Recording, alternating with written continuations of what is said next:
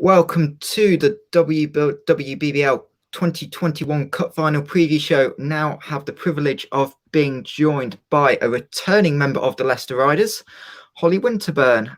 Holly, thanks Hi. for joining us ahead of the final. That's fine. Thank you for having me. So just talk a little bit about the comfort level you've got of being back at Leicester. Obviously, it's a club you've played for 5 years. Obviously, you had the year in Oregon last year. So just talk about how you've fitted back in. Obviously, a different head coach this time, but obviously a club you know really well. I think it's obviously nice. I know the place. I know Loughborough. I know everyone around the club. But it does feel a lot different being back this time. Obviously, I'm at uni now, so life's a bit more relaxed. Charnwood's like a different environment to what I'm at now, so I'm definitely enjoying it a lot more. I have everything around me I need, and like home's so close. So I'm really happy. And obviously, again, talking about Jesper, different system. You've got a slightly different role with this group. At times, you are the primary ball handler on the floor. So just talk about how you've continued to grow your game and the challenges you've had of becoming the ball handler. I think it was really just what we didn't really have a player like me or the role I'm doing now. We have scorers, we have Kate, we have Sarah, we have Ella that can score really easily. So I think like previously my main role on the team is to score, but right now we don't need that. So I think just finding a way to still be really influential and help the team is being that ball handler and being more of a facilitator. So I'm just trying to get better at that role to just be a more rounded player. And obviously on the offensive end of the floor this year, you've had some struggles at times as a group. A few games where I think you've only scored over 73 times. So just talk about how the team are continuing to grow at that end, and really on Sevenoaks, how important it is to look after the ball, which is again is something you've done well at times. Most recently against Caledonia, I think you only had 11 turnovers at the weekend, but other times you have struggled to get shots up. I think it's a focus thing for us. I think because like we're playing really well defensively, and defense really is just really hard work and sticking to principles, and it's quite easy, in my opinion, to play good defense. You just got to work hard. So I think obviously with like lack of training time and then cancelled games here and there, like offense is like takes quite like fine skill and really like good preparation. I think we're missing out on that just because of the situation the whole world is in. But I think we've got like a good game plan going into this weekend. We know like where we can attack Sevenoaks and what we want to do. So I think focus is going to be 100% for the final. So I don't think we'll struggle really in that department. Obviously, you've been on some good defensive teams before, but just how much potential has this group got? Obviously, you've held 6 of 9 games, 6-9 opponents to under 50 points so far this year. Where have you found that success on the defensive end?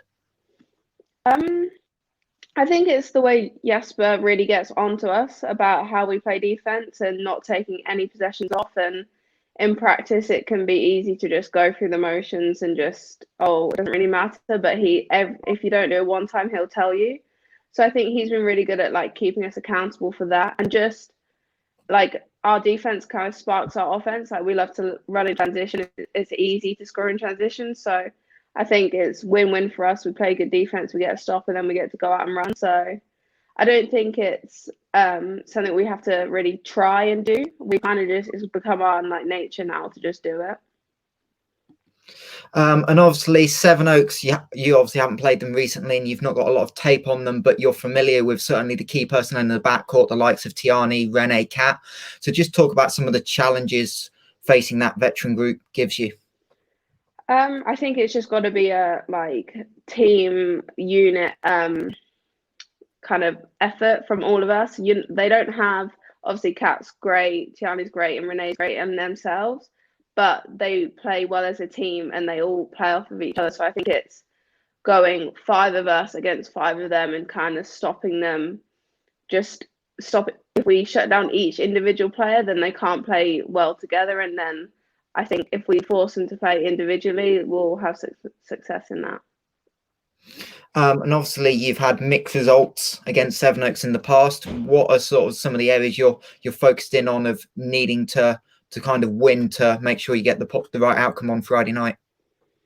I think just making the first punch and putting them on the back foot, because it's very when you play Sevenoaks, if you have a bad start, like you're on the back foot the whole game, and they're so experienced and so good. Like once they're in control, they never lose it, kind of thing.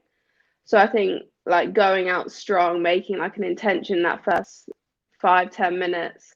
I think every game I've played them, we've won. Like that's what we've done. We've had a good start and kind of took control of the game. So I think just making that first punch will be really beneficial for us. And obviously it has been a difficult season with everything going on off the court in terms of the pandemic. Sevenoaks haven't played in 2 months. So how much of a challenge does that provide when you've not got that recent tape to look at? And obviously you've not seen them personally for a couple of years now in terms of how they've continued to evolve as a group. I think Jesper with us is like he watches a crazy amount of film and that he loves to do it. So I think he's found every single piece of information he needs. Obviously they haven't been in training and stuff, but personally I haven't even thought about that because I know they'll be ready to play. So I think they've played the same kind of way, get it around the high post. Like they have great players there. So I think just taking away what their like traditional strengths are will be good. But I think really the key to this game is just going to be us and how we perform. I feel like if we play to the best of our ability, we'll be able to win. So like going over their like tendencies and stuff like that. But I think we're mainly focused on us. And sort of to wrap up, obviously you've talked about focused on us. It's a different environment this year, playing in front of no crowd. Obviously you've had that experience of Charnwood of being on a bench that gives a load of energy. So how have you managed to take some of that onto dealing with the challenge of having no atmosphere this year? It has been weird, like not having the momentum and kind of we've struggled with second half. We maybe go up by a lot in the first half, and then second half we kind of just coast it, and then the other team comes back into it because it's hard to play with no crowd, no momentum and stuff. So I think we've tried to build it like every time there's a break and play, huddle on the court, just even if we're just talking to each other, it just keeps us focused, I think. And then we can still be hyped on the bench, it's just not quite the same. But I think just recognizing that there is no crowd, we're not going to get that lift from them. So what can we do to like replicate that or keep us focused in other ways? Well, good luck in the final, and hopefully we'll get to talk to you soon. Great, thank you.